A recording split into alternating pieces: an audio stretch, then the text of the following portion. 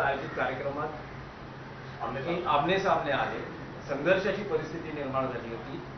महापालिका निवडणुका आता दृष्टिक्षेपात आहेत, कदाचित हा संघर्ष पुढच्या काळात आणखी वाढण्याची शक्यता आहे।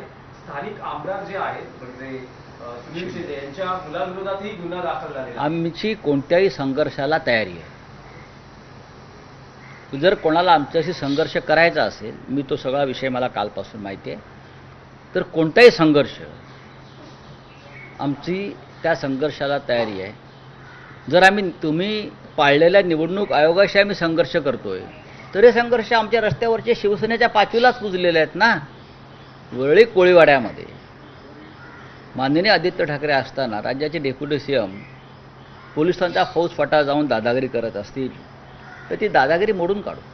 आत्ता सांगतो मी, फार दादागिरी करूच नका। तुमची दादागिरी इथे फडणवीसच मोडून काढतायत रोज। आणखी एक विषय असा होता की मुंबई किंवा पुण्यात आसपासच्या MMR रिजनमध्ये कबूतर हा विषय आता अस्मितेचा विषय बनला आहे। एवढी बंदी असूनही आज दादरमधला एक प्रकार आहे, लालबागमधून एक व्यक्ती येते, जैन समुदायापैकी आहे, कबुतरांना खाणं तिथे दिलं जातं आणि असं म्हटलं जातं की आणखी 12 गाड्या येणार। गाडीच्या टपावर बसून म्हणजे जिथे बंदी आहे तिथे ही मंडळी आता गाडीच्या टपावर देवेंद्र फडणवीस यांनी